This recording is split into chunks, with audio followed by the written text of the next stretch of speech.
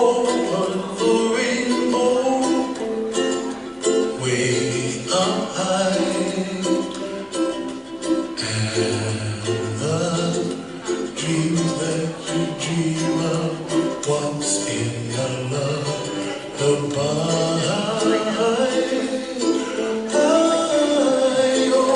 Somewhere over the rainbow, bluebirds fly,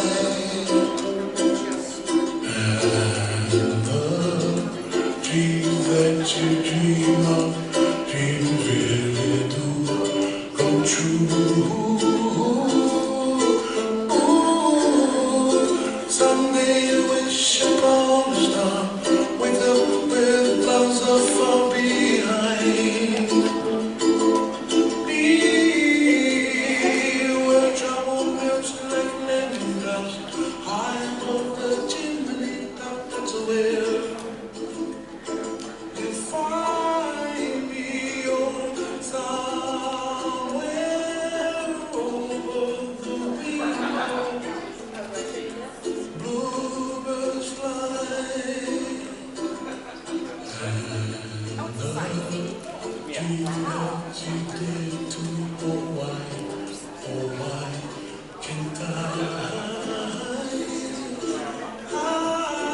Well, I see trees of green and red roses too. I'll watch them bloom for me and you, and I think to myself, what a wonderful world. Well, I see skies of blue and clouds of white and the brightness of day. I like the dark and think to myself, what a wonderful world.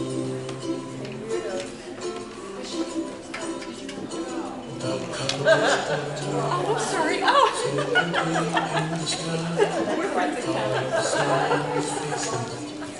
I think we can move over. see friends shaking hands, how do you do? They really say, I love you. I hear babies cry and I watch them grow. They'll learn much more than we'll know, and I think to myself,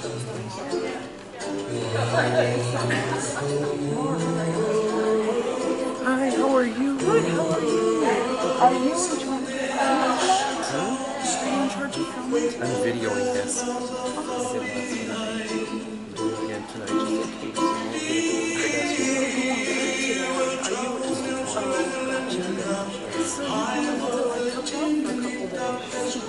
Yeah. But you purposely planned this trip around this show. So it was good represented? Yeah, I had a voucher and I had to use it. Well, you're not back in school yet? Well, this is Florida. Everybody's back in school this week. But I understand. This is Mark. Nice to meet you. He's from out of county, one of the cast members' friends. And he's videotaping. Very nice. So when do you start school again? The 22nd of August. Oh, Class so is you've beginning. got Next week we start in service. Right. Yeah, it's pretty ridiculous that school started this week here. Like, I remember the day when it used to be like after Labor Day. It's crazy. Yeah, it makes sense though. No big deal. Yeah. I went to school in South, so it doesn't matter, but I can't imagine going to school in summer, Florida. So, yeah. Are you? Yeah. You couldn't start with it. Yeah. And the first 3 Yeah, we didn't start till after Labor Day, so then by that point, fall was already slowly slipping in. Yeah. Well, here it's like, there's no fall. exactly. You guys had a bad week of rain, like a lot of this week. Well, yeah. It's a plenty. We got some sun today. I heard you guys were at the beach. It's 3 days. But But Yeah. the makeup, the props, the audience, it's a little window and I went. Yeah. I don't care if it's sprinkled on it. Also, there's no lightning. Yeah, It's good. yeah. Yeah, I went to, I was driving back from a business trip on the coast and decided to stop by Universal and ride some roller coasters just because I could. And, I mean, it was raining. The roller coasters still run. As long as it's not lightning, they still run. And people were going on wild rides, like, because most people are on vacation. This is their vacation, so they're basically like, I don't care if it's raining, like, I'm happy, I'm going to ride everything. Yeah, I'm jealous of y'all's freedom. That was a choice. That was a choice. Congratulations on Sophia. And Christine, too. I have something other than something for you. But I won't give it to you now. We'll talk about it. So, it's a little bit All right, we'll catch up in a second. do that.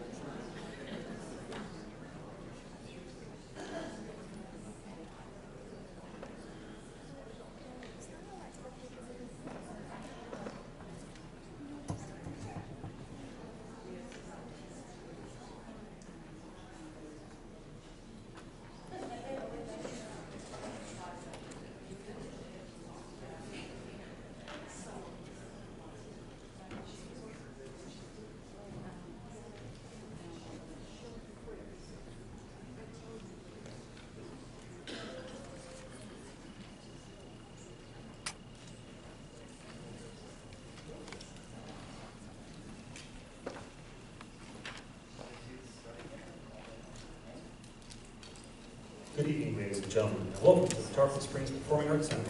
Please remember to turn off your cell phones and any other digital device you may have with you, and please no video or photography during tonight's performance. We'd like to take this opportunity to thank all of our wonderful volunteers for donating their time. Without these folks, we would not be able to have any of our events here at the City of Tarpon Springs. Thanks also go out to our corporate partners in the arts, the Florida Hospital North Pinellas, and the Hampton Inn and Suites, both located right here in Tarpon Springs. Thank you for joining us this evening for another in our series of local community productions. And tonight, the performers will use all aspects of the theater, so please keep the aisles clear. And also, please join us after the show on stage for a meet and greet with the cast. Well, tonight we are proud to present William Shakespeare's Twelfth Night, or What You Will.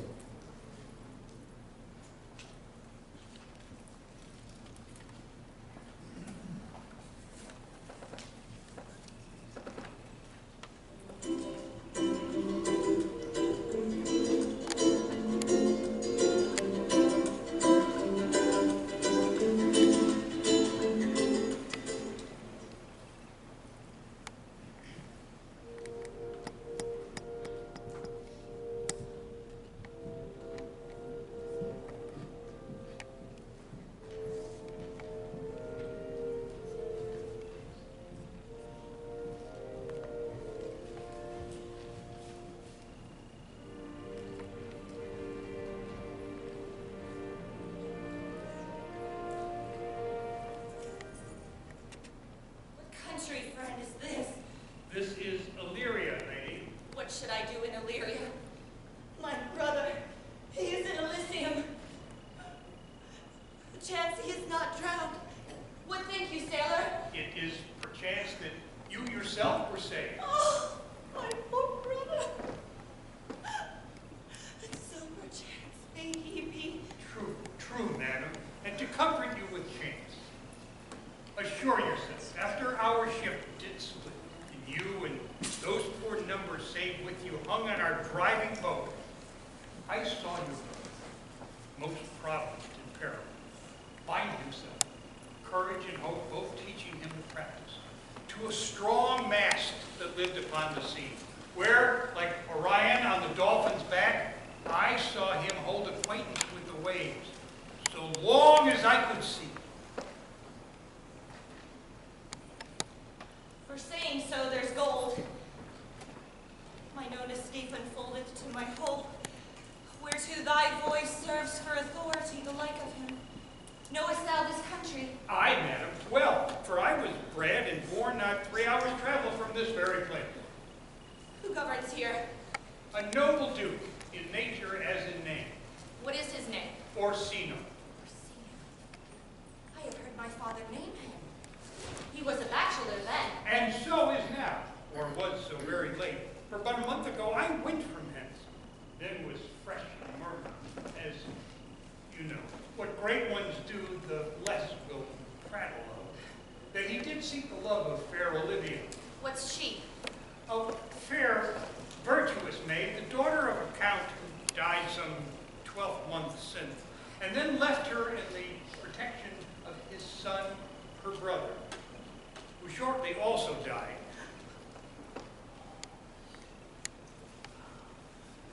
For whose dear love, they say, she hath abjured the company and sight of men. Oh, that I served that lady, and might not be delivered to the world, till I have made my own occasion, my love, what my estate is. That were hard to compass, because she would admit no kind of suit, no, not even the duke. There is a fair behavior in thee, Captain. I prithee, and I'll pay thee bounteously. Conceal me what I am, and be my aid, for such disguise as haply shall become the form of my intent. I'll serve this duke. Thou shalt present me as a eunuch to him. It may be worth thy pains, for I can sing and speak to him in many sorts of music. What else may have? To time I will commit. Only shape thou thy silence to my wit. Be you his eunuch, and your mute I'll be. When my tongue blabs, let mine eyes not see. I thank thee. Lead me on.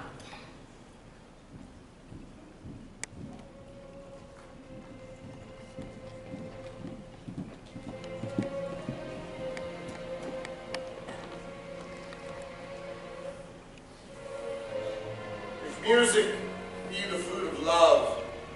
Play on. Give me excess of it. That surfeiting, the appetite may sicken and so die. That strain again. At a dying fall. It came over my ears, like the sweet sound that breathes upon a bank of violets, stealing and giving odor. Enough, no more. 'Tis not so sweet now as it was before. Will you go hunt, my lord? What Valentine? The heart. So I do. The noblest that I have. When my eyes did see Olivia first, methought she purged the air of pestilence. That instant was I turned into a hart, and my desires, like fell and cruel hounds, ever since pursue me. Oh, now, what news from her? So please, my lord, from her handmaid do I return this answer. The element itself, till 7 years' heat, shall not behold her face at ample view. But, like a cloistress, she will veil and walk, and water once a day her chamber round with eye-offending brine. All this to season a brother's dead love, which she would keep fresh and lasting in her sad remembrance. Oh, she that hath a heart of that fine frame, to pay this debt of love but to a brother. How will she love when the rich golden shaft hath killed the flock of all affections else that live in her? When liver, brain, and heart, those sovereign thrones, are all supplied and filled with sweet perfections, one self-king. Away before me, to sweet beds of flowers. Love thoughts lie rich and canopied with bowers.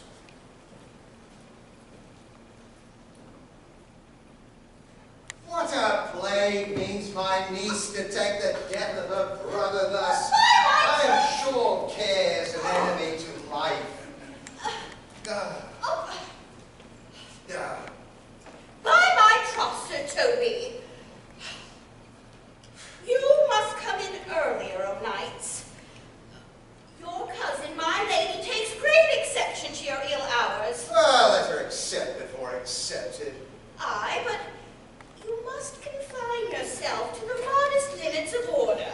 Confine? I'll confine myself no finer than I am. Why, these clothes be good enough to drink in, and so be these boots too. And they be not, let them hang themselves in their own straps. That quaffing and drinking will undo you.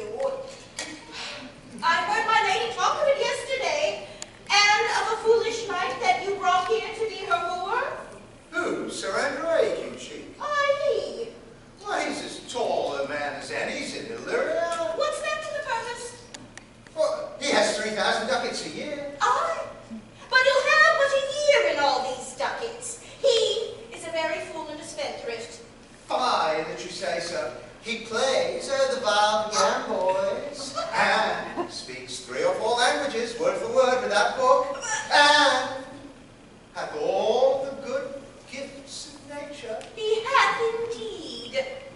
For besides that, he's a coward, a great fool, and a quarreler, and, moreover, he's drunk nightly in your company.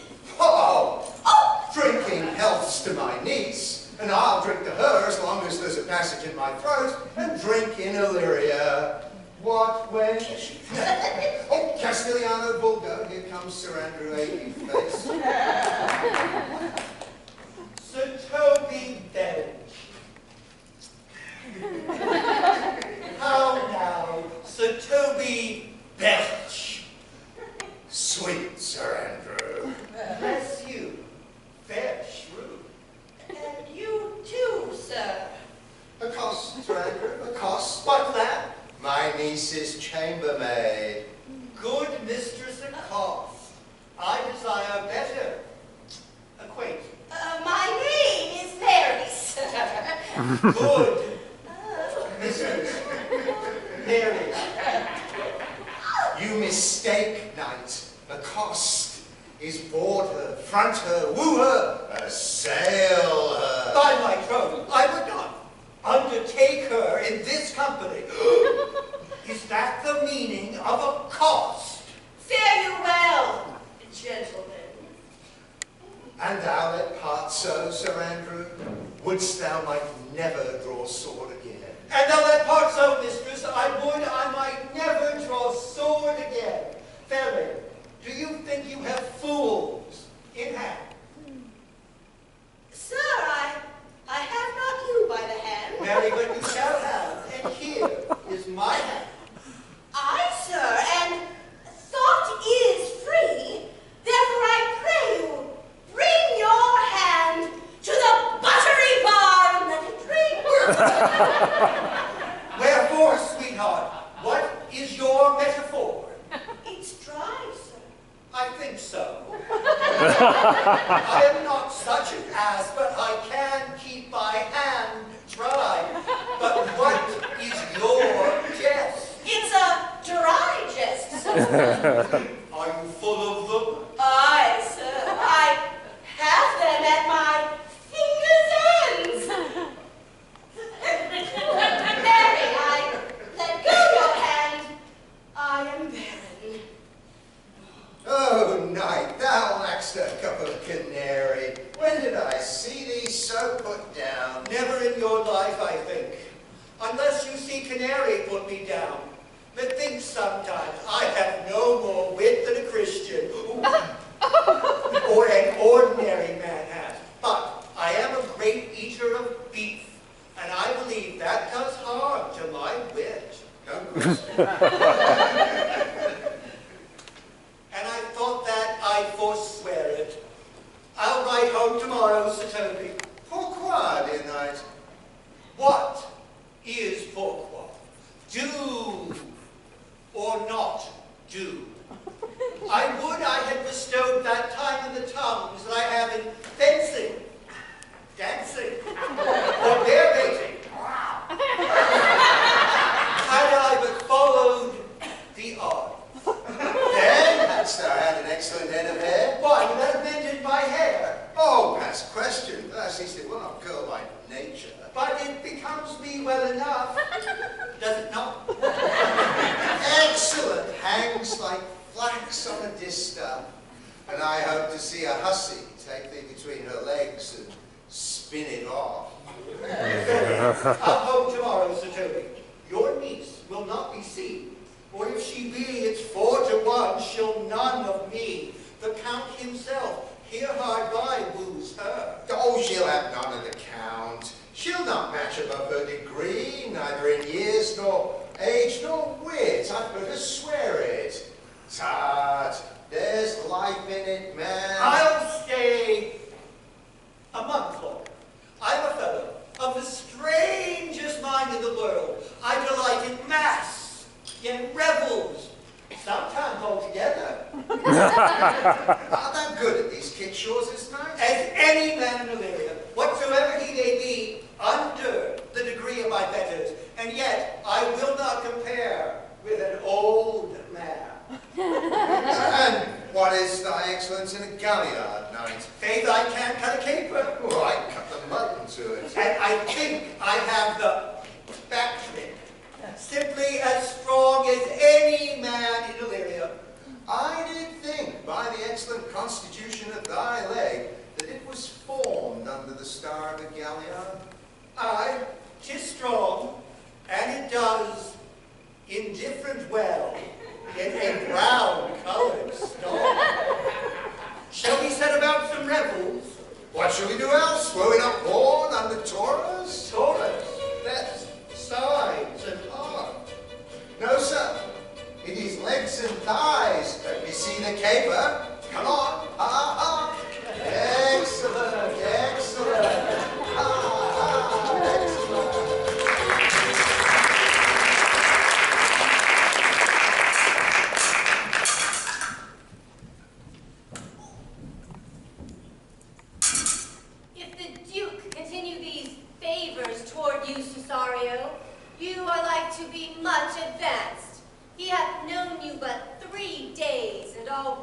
are no stranger.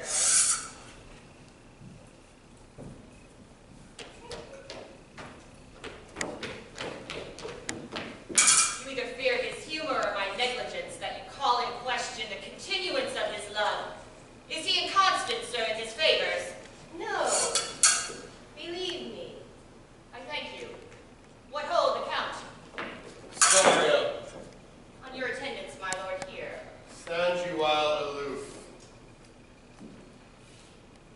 Sario, thou knowest no less but all. I have unclasped to thee the book of even my secret soul. Therefore, good youth, address thy gate unto her. Be not denied access. Stand at her doors, and tell them there thy fixed foot shall grow till thou have audience. Sure, my noble lord, but if she be so abandoned to her sorrow, as it is spoke, she never will admit me.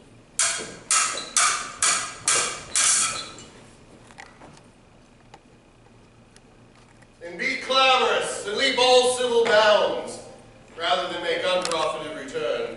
Say I do speak with her, my lord, what then? Oh, let it unfold the passion of my love. Surprise her with discourse of my dear faith.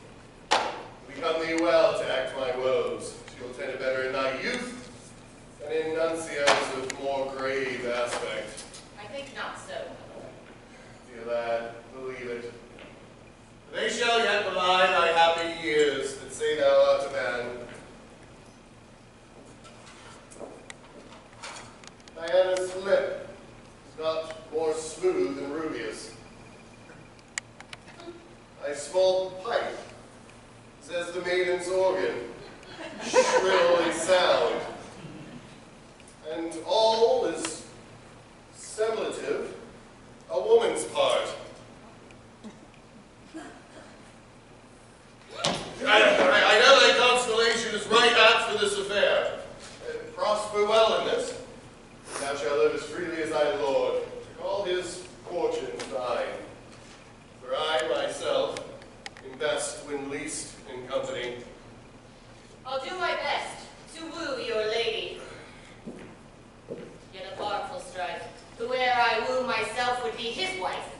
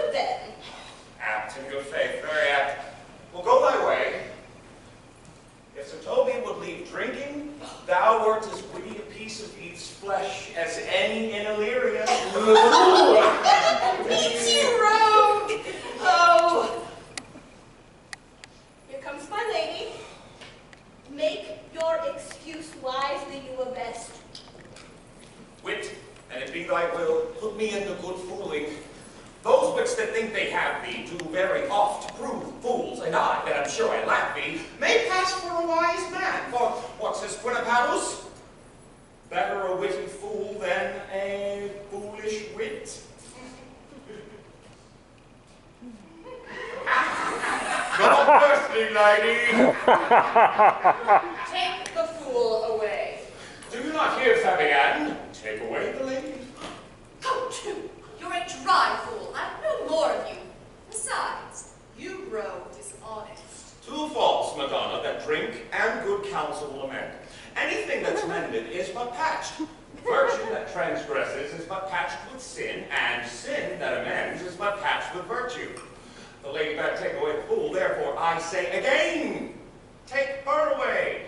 Sir, I bade them take away you. Misprison in the highest degree.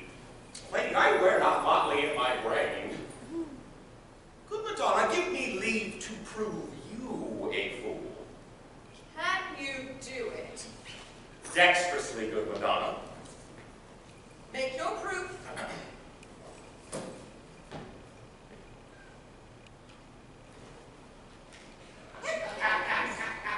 Good Madonna, why mourn'st thou?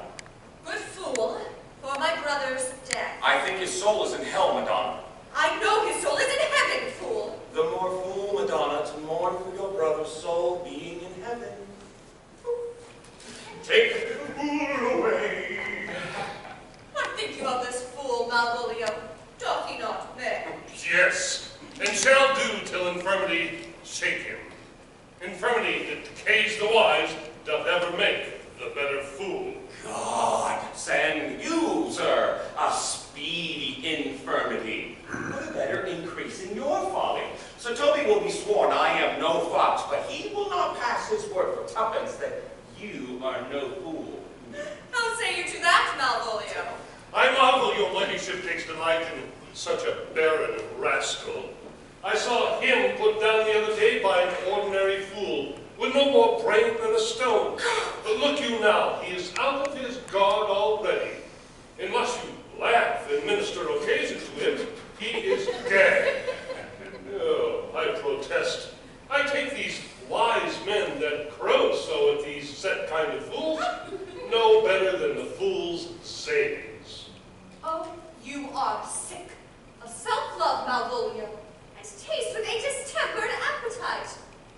There is no slander in an allowed fool, though he do nothing but rail, nor no railing in a known discreet man, though he do nothing but reprove. Now Mercury imbue thee with leasing, for thou speakest well of fools. Madam, there is at the gate a young gentleman much desires to speak with you. From the Count Orsino, is it? I know not, madam, but 'tis a fair young man, and well attended. Who of my people hold him in delay? Sir Kinsman, madam, Sir Toby, your kinsman, Get him off, I pray you. He speaks nothing but madman. Fie on him! Oh, go. You, Malvolio, if it be a suit from the Count, I am sick or not at home. What you will to dismiss it. Now you see, sir, how your fooling grows old and people dislike it. Thou hast spoke for us, Madonna, as if thy eldest son should be a fool, whose skull Jove crammed with brains. Here he comes. one of thy kin has a most weighty matter. By my honor, drunk!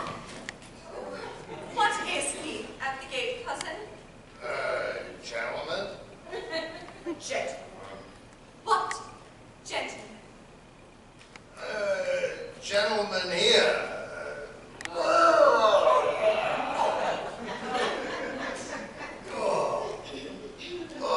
Plague of these pickled herrings. Good Sir Toby. Cousin, how have you come so early by this lethargy? Lechery, I defy lechery. There's one at the gates. Why, Mary, what is he? Be the devil that he will, I care not. Big cave, I say. It's all one.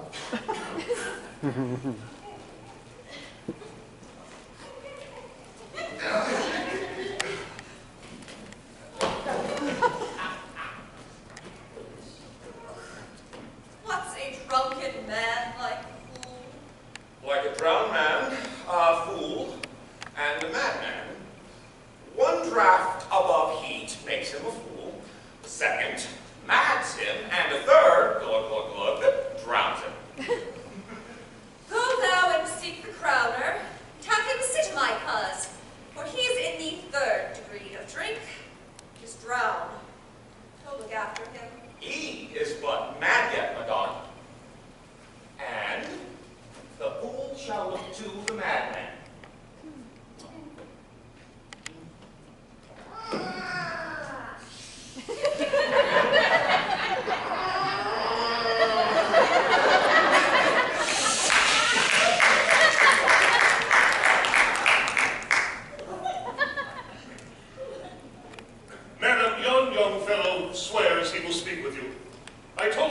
sick. He takes on him to understand so much, and therefore comes to speak with you. I told him you were asleep. He seems to have a foreknowledge of that too, and therefore comes to speak with you. What is to be said to him, lady? He's fortified against any denial. Tell him he shall not speak with me. Oh, it has been told so. And he says he'll stand at your door like a sheriff's post and be the supporter to a bench, but he'll speak with you. What kind of man is he? Why, of mankind. What manner of man? Oh, very ill manner. He will speak with you, will you or no? What personage and years is he? Not yet old enough for a man, nor young enough for a boy. Like a squash is before 'tis a peas garden, or a cutling when 'tis almost an apple. It is with him in standing water between boy and man. He is very well favored and speaks very shrewdly. One would think his mother's milk is scarce out of him. Let him approach. Call in my gentlewoman. Gentlewoman! My lady calls. Give me my veil. Throw it o'er my face.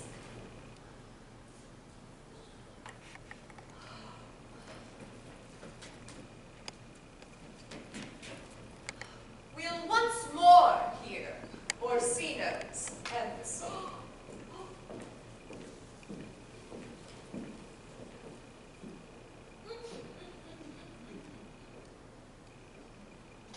Are you the lady of the house?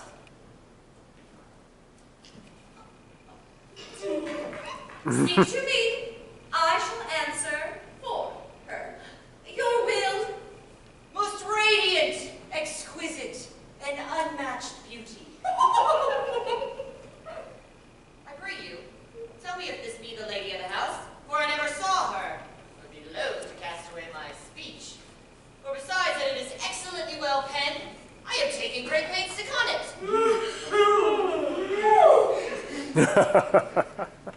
Good beauties, let me sustain no scorn.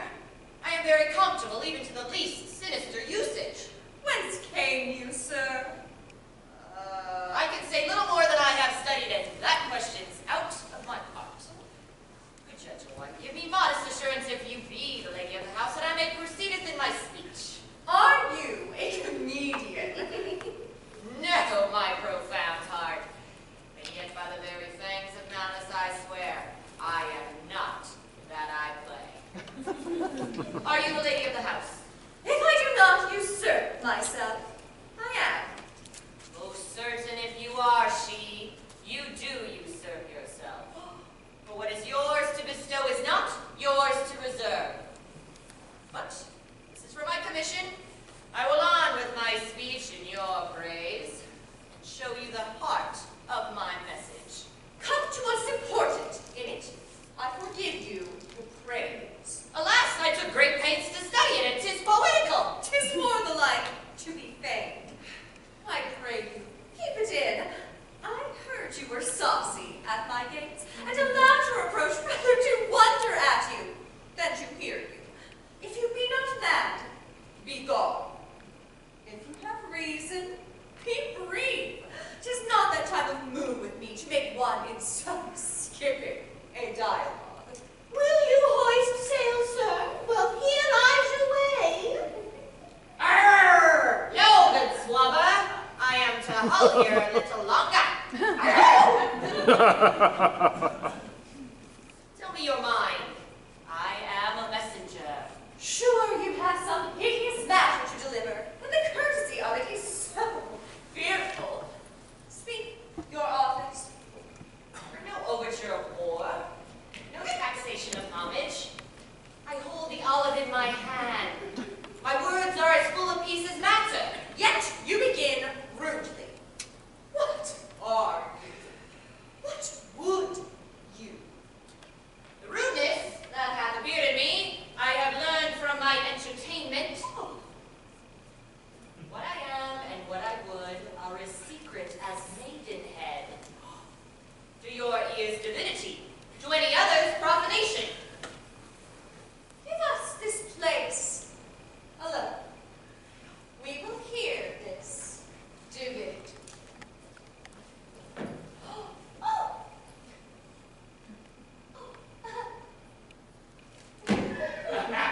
Now,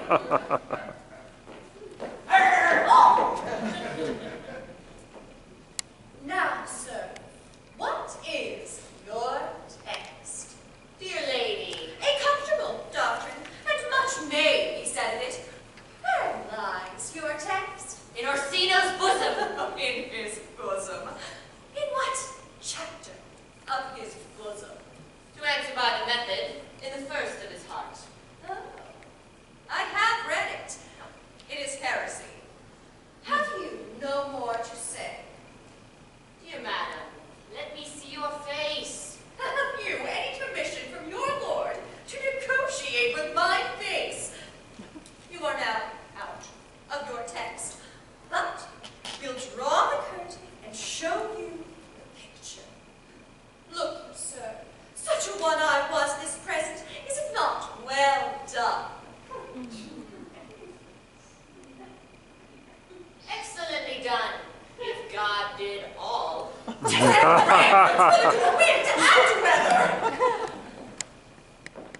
'Tis beauty, truly blent, whose red and white, nature's own sweet and cunning hand laid on. Lady, you are the cruelest she alive if you will leave these graces to the grave and leave the world no copy. Oh, sir, I will not be so hard-hearted. I shall give out diverse schedules of my beauty. It shall be inventoried, and every particle and utensil labeled to my will as item 2 lips in different red, item 2 gray eyes with lids to them, item 1 neck, 1 chin, and so forth. Were you sent hither to praise me? I see what you are, and you are too proud. But if you were the devil, you are fair. My lord and master loves you. How does he love me? With adorations, fertile tears, with groans that thunder love, with sighs of fire. Your lord does know my mind. I cannot love him. Yet I suppose him virtuous, know him noble, of great estate, of fresh and stainless youth. Yet I cannot love him. He might have took his answer long ago. If I did love you in my master's flame, such a suffering, such a deadly life, in your denial I would find no sense. I would not understand it. Why? What would you? Make me a willow cabin at your gate. Call upon my soul within the house. Write loyal cantons of contemned love, and sing them aloud, even in the dead of night. Hallow your name to the reverberate hills, and make the babbling gossip of the air cry out, Olivia! Oh, you should not rest between the elements of air and earth, but you should pity me. You might do much. What is your parentage? About my fortunes, yet my state is well, I am a gentleman. Get you to your lord. I cannot love him. Let him send no more. Unless, perchance, you come to me again to tell me how to taste it. Fare you well. I thank you for your pains. Spend this for me. I am no feed post lady, keep your purse. My master, not myself, lacks recompense. Farewell, fair cruelty. What is your parentage? Above my fortunes, I state as well. I am gentleman. Oh, what be sworn thou art. Thy tongue, thy face, thy limbs, actions, and spirit, to give thee fivefold blazon. Not too fast. Soft, soft. Unless the master or the man. Oh no!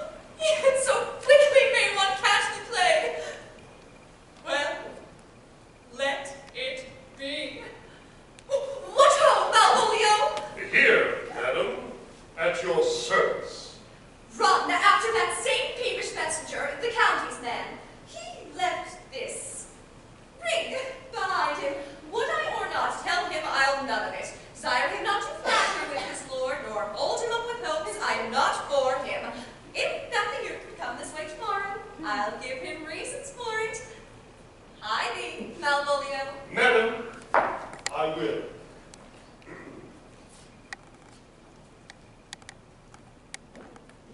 I do, I know not what, and fear to find mine eye too great a flatterer for my mind. Fate, show thy force, ourselves we do not owe. What is decreed must be, and be this so.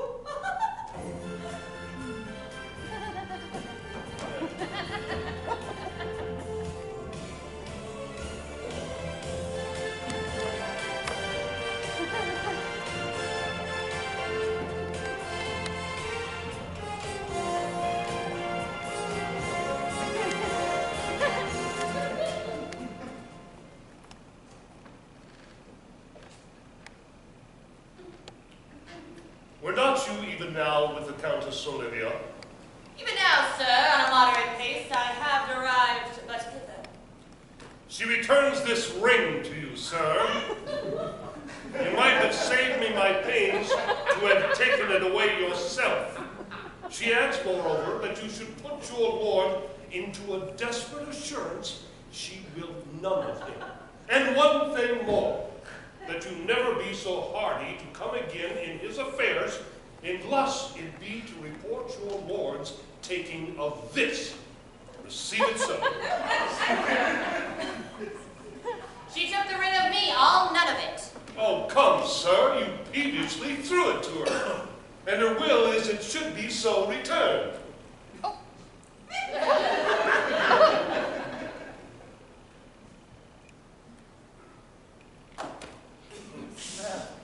If it be worth stooping for, there it lies in your eye. If not, be it his that finds it.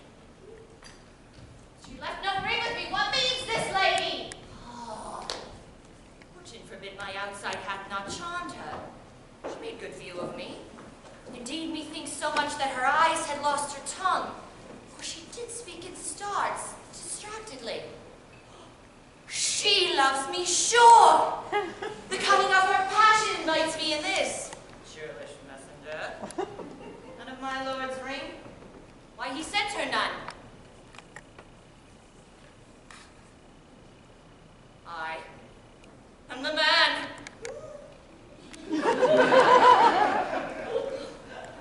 If it be so as 'tis, poor lady, she were better love a dream. What will become of this? As I am man, my state is desperate for my master's love. As I am woman, now, last the day, my earthly sky shall poorly breathe. Skies, I see no want of wickedness.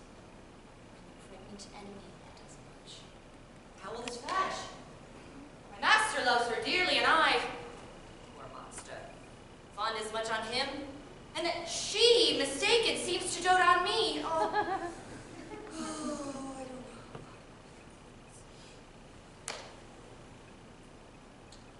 Time.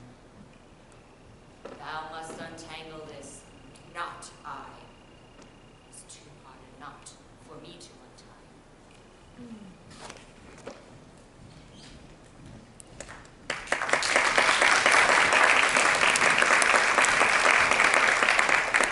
Will you stay no longer?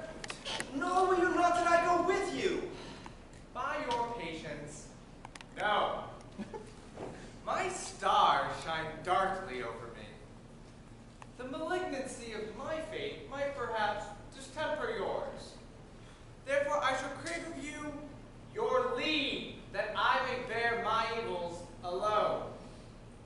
It were a bad recompense for your love to lay any of them on you.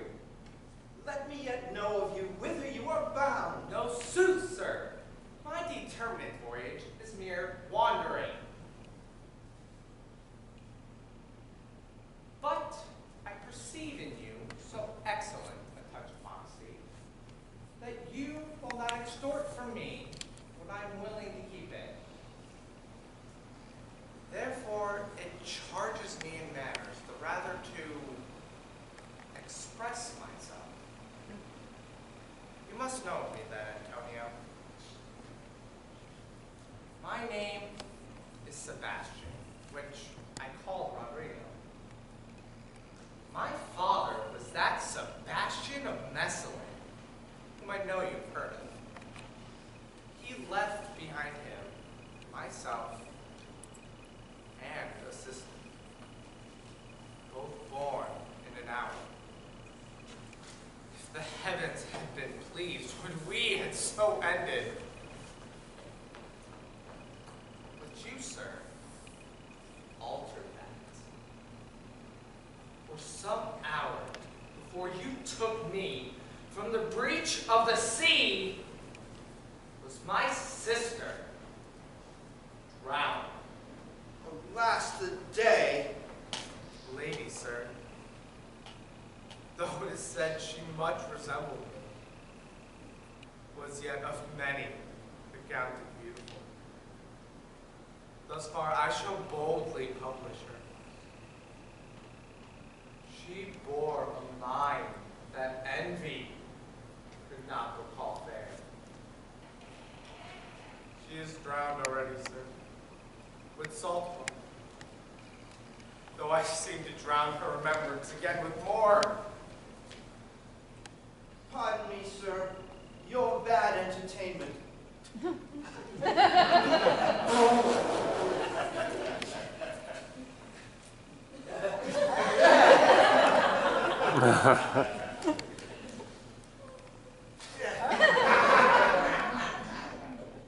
If you will not murder me for my love, let me be your servant. If you will not undo what you have done, that is, murder him whom you have recovered, desire it not. Fare thee well at once.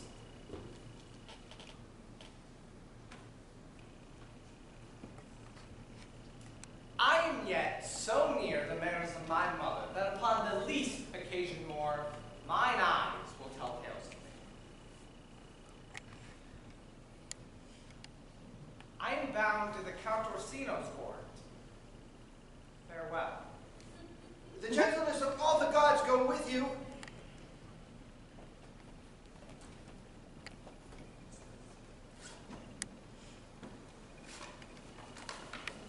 I have many enemies in Orsino's court, else would I very shortly see thee there.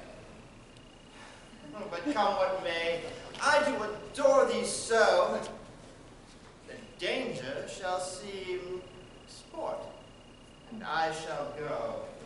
Good lady, care for this portrait of myself, until next you see me, I shall reclaim it then.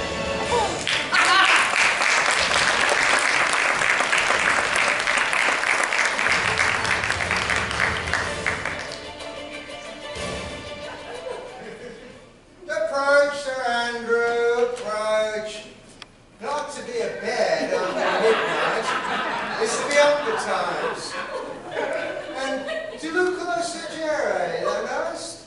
Nay, by my troth I know not, but I know to be up late is to be up late. A false conclusion. I hate it as an unfilled can. Does not our life consist of the 4 elements? Faith, so they say. But I think it rather consists of eating and drinking. Thou art a scholar. Let us therefore eat and drink. Marion, I say! A scoop of wine! Oh, here comes the Oh, how now, my hearts? Did you never see the picture of we three?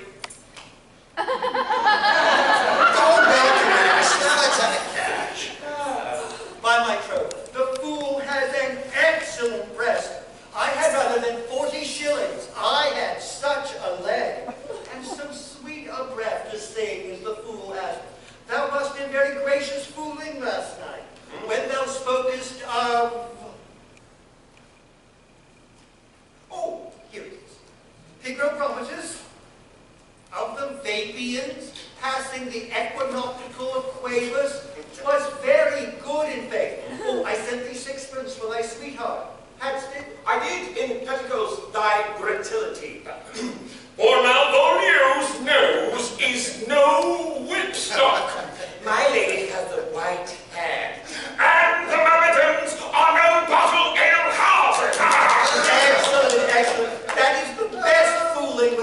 done. Now, a song. Would you have a love song or a song of good life? A love song. A love song. I care not for good life.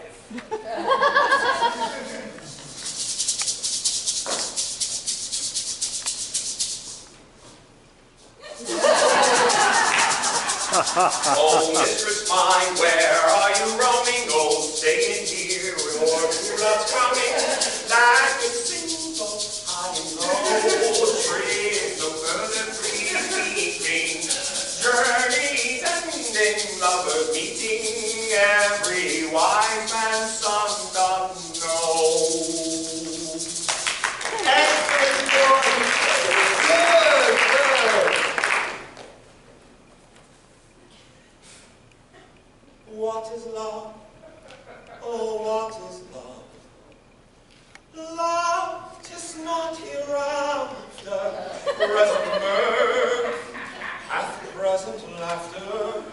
What's to come is still unsure. In delay there lies no plenty, and all is sweet.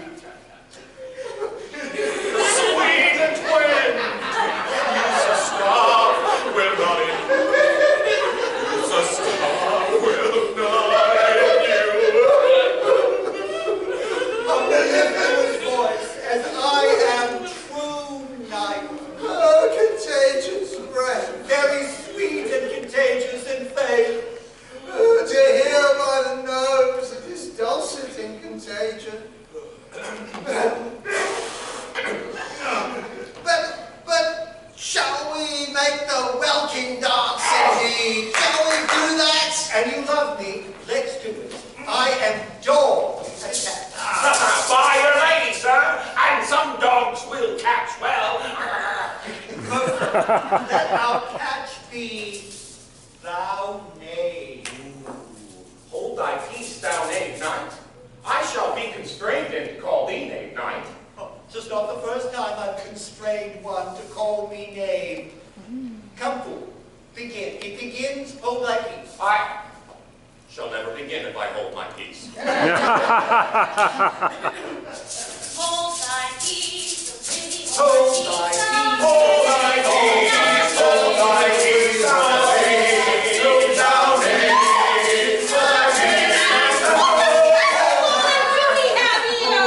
If my lady had not been her servant Malvolio to turn you out of doors, never trust me. Am I not consanguines? Am I not of her blood? Tilly-mally, Truly the knight's an admirable fooling. he does well enough. If he be disposed, so do I do. He does it with better grace, but I do it more natural.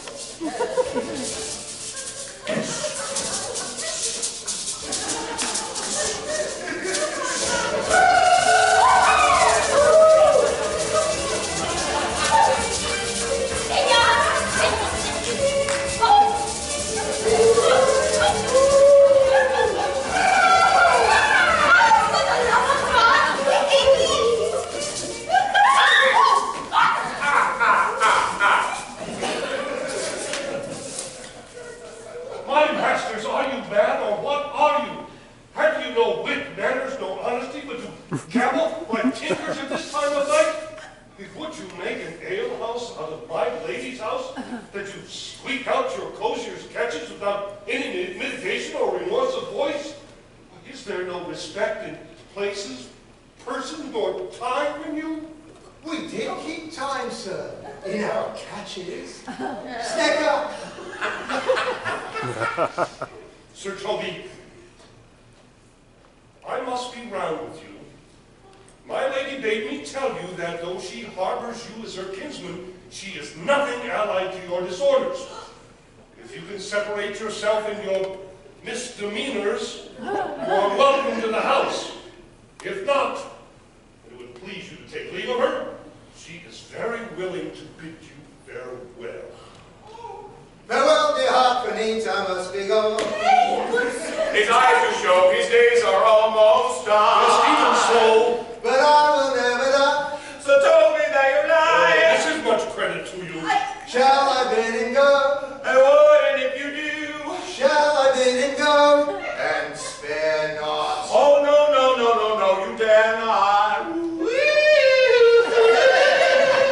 Unto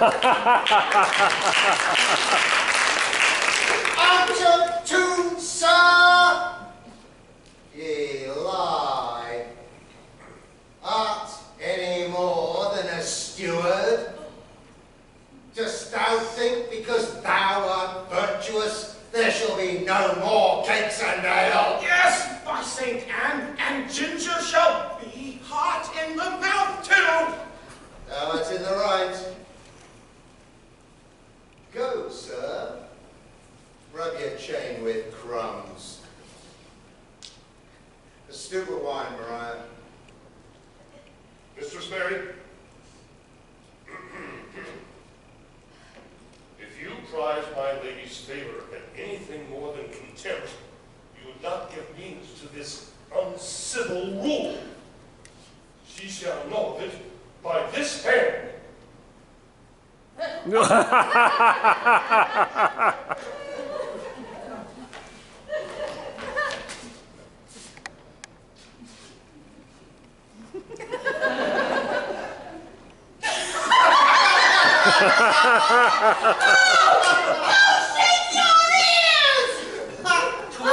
Indeed, as to drink when a man's hungry, to challenge in the field, and then to break promise with him and make a fool of him.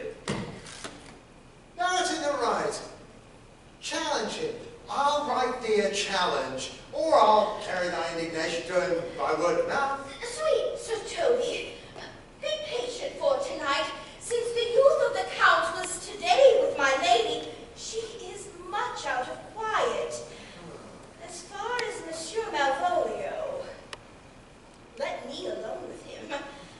If I cannot gull him into a neighborhood and make a contemplative idiot out of him, I do not think I have wit enough to lie straight in my bed. I know I can do it. Possessors, tell us something of him. A Puritan? Oh, a devil of a Puritan that he is. And anything constantly but a time pleaser, an affectioned ass who calls state without book and utters it in great swaths. Well, so persuaded is he of himself. It is his grounds of faith that all that look on him love him. And on that vice will my revenge find notable cause to work. What wilt thou do? I will drop in his way some obscure letters of love, wherein he shall find himself most feelingly personated. I can write very much like your lady, my lady. On a forgotten matter, one can hardly make distinction of our hands. Excellent. I smell a device. I have it in my nose, too. And he shall think of the letters that thou wilt drop, that they are from my niece, and that she's in love with him. My purpose indeed is a horse of that color. And your horse now would make him an ass. Ass. I doubt not. 'Twill be admirable. Sport royal, I warrant you. I know my physic will work on him. I'll plant you two, and let Viviana make a third, where he shall find the letter, observe his construction of it, for tonight, to bed and dream on the event. Farewell. Good night, Penthesilea. Before me, she's a good wench. Oh, she's a beagle true bred, and one that adores me. What of that? I was adored once, too. Let's to bed, Knight. Thou hast need send for more money. If I cannot recover your niece, I am a foul way out. Send for money, Knight. If thou hast not the end, call me cut. If I do not, never trust me. Take it how you will. Yeah, come.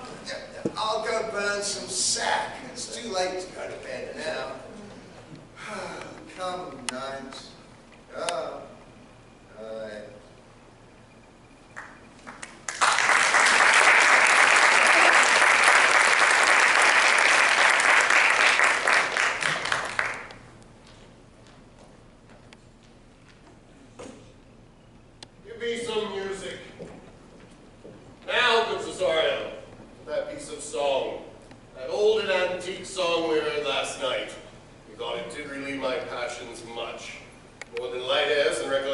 words of those most brisk and giddy-paced times. Come, but one verse. He is not here, so please your lordship, that should sing it. Who was it? Dusty the jester, my lord, a fool that the Lady Olivia's father took much delight in. He is about the house. Well, seek him out. Play the tune a while.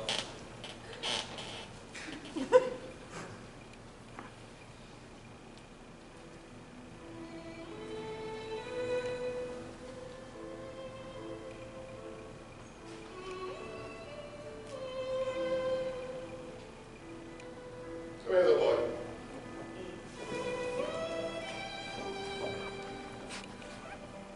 Ever thou shalt love the sweet pangs of it. Remember me, such as I am, all true lovers are, unstayed and skittish in all motions else, save in the constant image of the creature that is beloved. How does thou like this song? It gives a very echo to the sea where love is thrown. My life upon thee. Young though thou art, thine eye hath seen and in love, tell thee not, boy. A little, by your favor. Thankful woman is. About your years, my lord. She is not worthy, then. At what years, I think? About your years, my lord. Too old, by heavens. Let still the woman take an elder than herself. So she wears she to him. So sways she level in her husband's heart.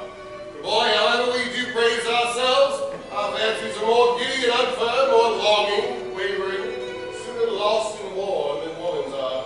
I think it well, my lord. And let thy love be unto thyself, for thy affections cannot prevent.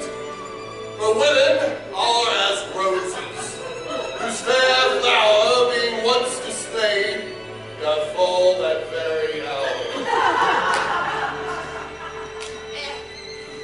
And so they are.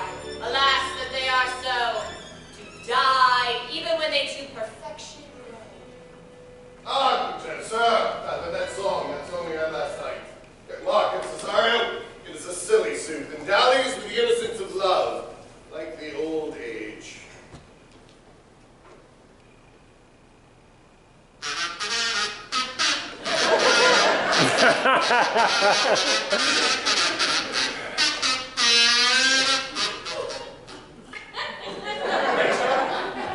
I prithee sing.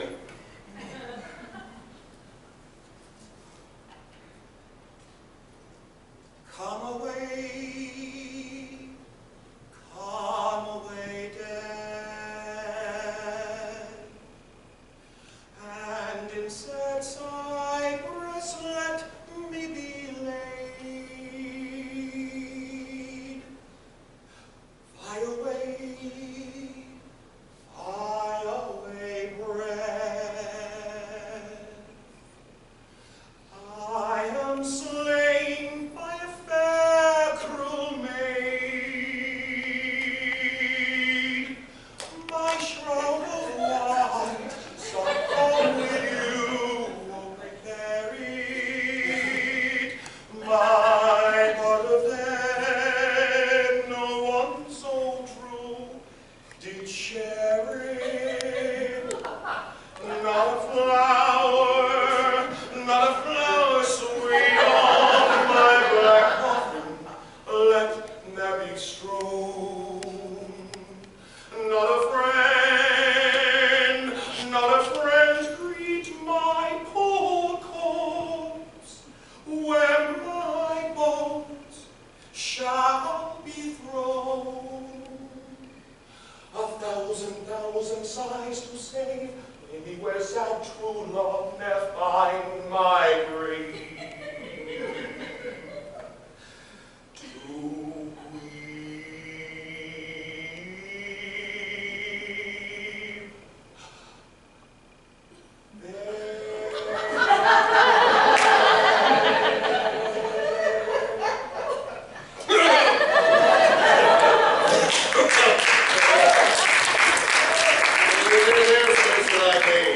Truly, sir. I take pleasure in singing, sir. I'll pay thy pleasure then. And the pleasure will be paid one time or another. Give me now leave to leave thee. Now the melancholy God protect thee, and the tailor make thy puppet of changeable taffeta, for thy mind is a very old. I would have men of such constancy put to sea, that their business might be everything and their intent everywhere, for that's it that always makes a good voyage. Of nothing. Farewell.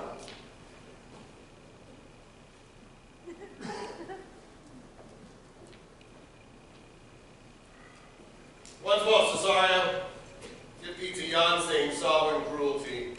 Tell her my love, more noble than the world, prizes not quantity of dirty lands. Marks that fortune hath bestowed upon her. Tell her I hold as giddily as fortune. 'Tis that miracle and queen of gems that nature pranks her and tracks my soul. But if she cannot love you, sir. I cannot be so answered. Sooth, but you must. See that some lady, as perhaps there is, hath for your love as great a pang of heart as you have for Olivia. You cannot love her. You tell her so. Must she not then be answered? There is no woman's sighs can abide the beating of so strong a passion that love doth give my heart. No woman's heart so big to hold so much. They lack retention. They don't compare between that love a woman can bear me and that I owe Olivia. Aye, but I know. What dost thou know? Too well what love women to men may owe. In faith, they are as true of heart as we. My father had a daughter. Loved a man, as it might be, perhaps were I a woman. I should, your lordship.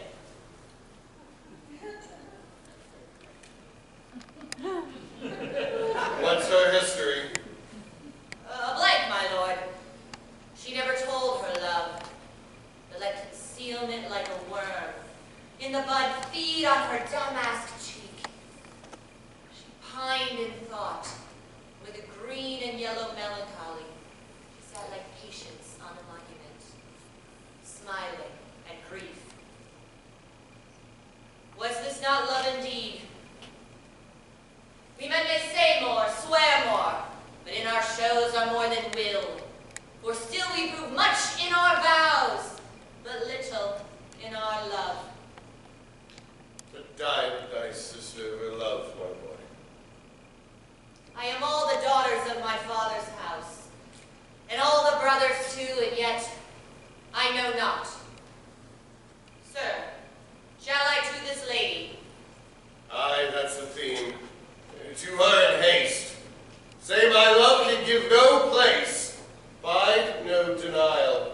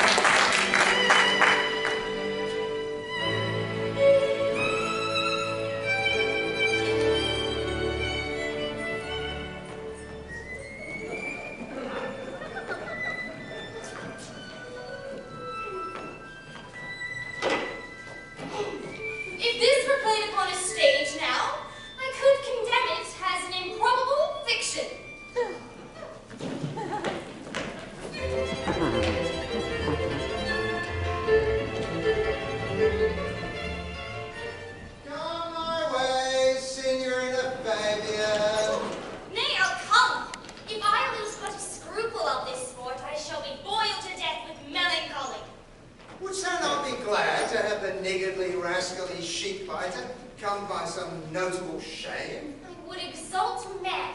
You know he brought me out of favor with my lady. About a fair baiting here. Ah, here comes the little villain. How now, my metal of India? Get you all three into the box tree. Malvolio's coming down this walk. He has been in the sun yonder, practicing behavior to his own shadow this half hour. Observe him for the love of mockery, for this letter will make a contemplative idiot out of him. Oh. Close, in the name of jesting.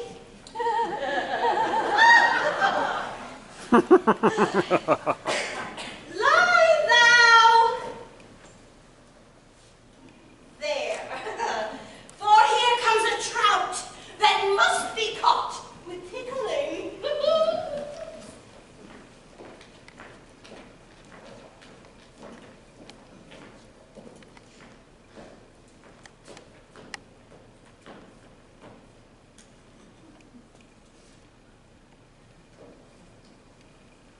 Tis but fortune, all is fortune. Maria once told me she did affect me, and I've heard herself come thus near that, should she fancy it should be one of my complexion. Besides, she uses me with more exalted respect than anyone else that follows her. Huh. What should I think on't? Here's an overweening rogue. Peace. Contemplation makes a rare turkey cock of him. How he jets under his advanced plumes. Slight, I could so beat the rogue. Peace, I say. To be Count Malvolio. Ah, rogue! Pistol him! Pistol him! Peace, peace! There is example for it. The lady of the Strachey married the yeoman of the wardrobe. Fie on him, Jezebel! Now he's deeply in. Look how imagination blows him. Having been 3 months married to her, sitting in my state, calling my officers about me in my French velvet gown. Having come from a daybed where I left Olivia sleeping. Fire and brimstone! And then to have the humor of state. And after a demure tram of regard, telling them I know my place as I would if they should do theirs, to ask for my kinsman, Toby. Bolts and shackles! Peace, peace, peace. Now. 7 of my people, with an obedient start, make out for him. I frown a while and perchance wind up my watch or play with my some rich jewel. Toby approaches. Curtsies there to me. Shall this fellow live? Peace. I extend my hand to him thus, quenching my familiar smile with an austere regard of control. And does not Toby take you a blow to the lips then? Saying, Cousin Toby, my fortunes having cast me upon your niece, give me this prerogative of speech. What? What? You must amend your drunkenness. Oh, out, scab! Patience. Besides, you waste the treasure of your time with a foolish knight. That's me, I warrant you. One Sir Andrew. Oh, I knew 'twas I, for many do call me fool.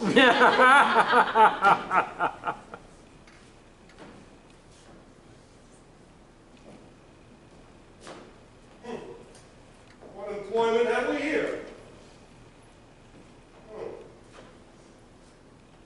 By my life, this is my lady's hand. These be her very Caesar used in her teas, and thus makes she her great bees. Well, it is in contempt to question her hand.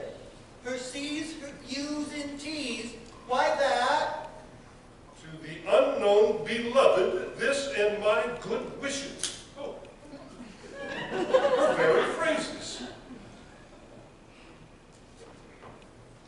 ye wax. 'Tis my lady. To whom should this be? This wins him, liver and all. Jove knows I love, but who? Lips do not move, no man must know. No man must know. What follows? No man must know. If this should be thee, Malvolio, I command where I adore, but silence like a Lucrece knife, with bloodless stroke my heart doth gore, M-O-A-I doth sway my life. A fustian riddle. Excellent wench, say I. I may command where I adore. Why? She may command me. I serve her. She is my lady. Softly, M-O-A-I. I can make that resemble something in me. M. Malvolio! M, why that begins my name. Did not I say you'd work it out? The cur is excellent at fault. No. M-O-A-I. Every one of these letters are in my name. Well, soft, here follows prose. If this fall into thy hand, revolve.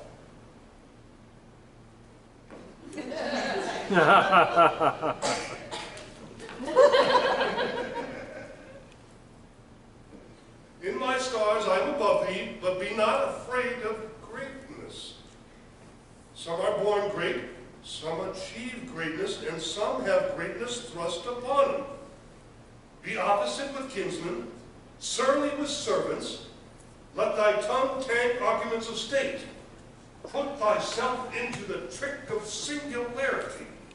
She thus advises thee that sighs for thee. Remember who commended thy yellow stockings and wished to see thee ever cross-gartered. I say, I remember. Go to, thou art made, if thou desirest to be so. If not, then let me see thee a steward still, she that would alter services with thee, the unfortunate, unhappy. Oh, I will be proud. I will read politic authors. I will baffle Sir Toby. I will wash off gross acquaintance. I will be point devise the very man. Well, I do not now fool myself to let imagination jade me, for every reason excites to this, that my lady loves me. I thank my stars. Oh, I am happy. I will be proud in yellow stockings and cross-gartered, even with the swiftness of putting on. Here is yet a postscript. Thou canst not choose but know who I am. If thou entertainest my love, let it appear in thy smiling. Thy smiles become thee well, therefore in my presence still smile.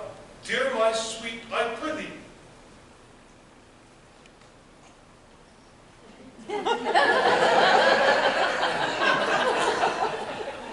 I will smile. I will do everything that thou wilt have me.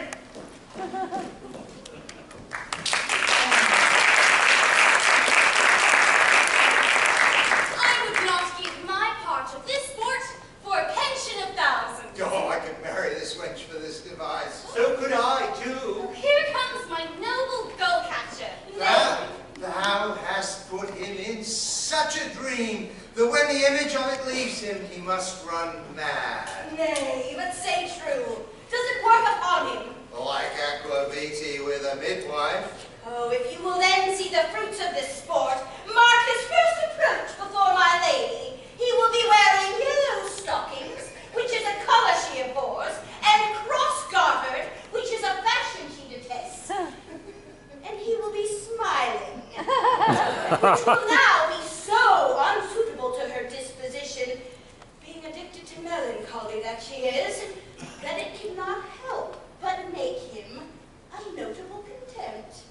If you will see it, Follow me. To the gates of hell, most excellent devil of wit. I'll make one too.